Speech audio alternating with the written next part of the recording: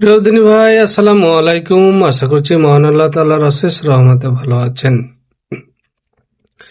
প্রিয় দিনী ভাই, দেখুন, যখন কোনো বান্দা আপনার মহান আল্লাহ তাআলার প্রিয় বান্দা যখন তার প্রিয় হাবিব সাল্লাল্লাহু তাআলা আলাইহি সাল্লামের গোলাম বলে নিজেকে সম্বোধন করে, তখন কিছু মানুষের কিন্তু খুব এটা অন্তরে লাগে বা দিলে লাগে বা আপনার এটার বিরোধিতা করে। তো এই উপলক্ষে আমি আপনাদের একটি ঘটনা বলতে চাচ্ছি। দেখুন, একবার যুদ্ধে এক সাহাবী মানে হযরত সাফিনা রাদিয়াল্লাহু আনহু যুদ্ধে আপনার বন্দী হন। তো সেখান থেকে তিনি কোনোভাবে পালিয়ে আসেন। পালিয়ে এসে সে একবার বন জঙ্গলে পড়ে যান। তো এই বনে যাওয়ার পরে তখন দেখা গেল যে বাঘ তাকে খাবার উদ্দেশ্য করে কিন্তু তার দিকে তেড়ে আসছে। তখন এই সাহাবী রাদিয়াল্লাহু আনহু কি বললেন যে, এই বাঘ দেখো, আমি কিন্তু হযরত মুহাম্মদ সাল্লাল্লাহু তাআলা আলাইহি সাল্লামের গোলাম।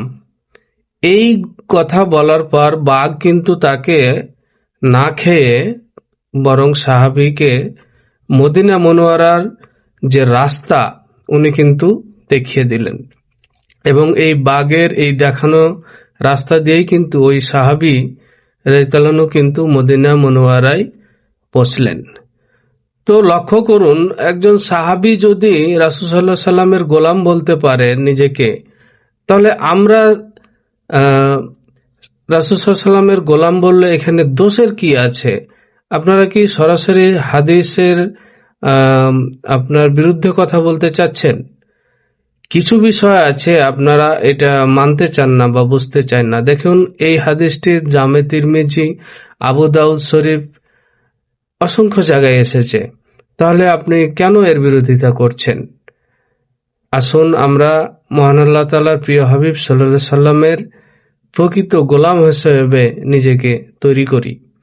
আরেকটি বিষয় লক্ষ্য করুন যে আমরা অনেক সময় বলি যে আল্লাহর ক্ষেত্রে মাওলা ব্যবহার করা হয়, নবীর ক্ষেত্রে মাওলা ব্যবহার করা হয়, আবার ইসলামের চতুর্থ খলিফা হযরত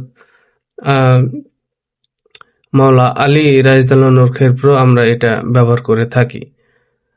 আসলে বিষয়টা হলো যে এই মাওলা কিন্তু এক এক জায়গায় এক একটা অর্থ বহন করে।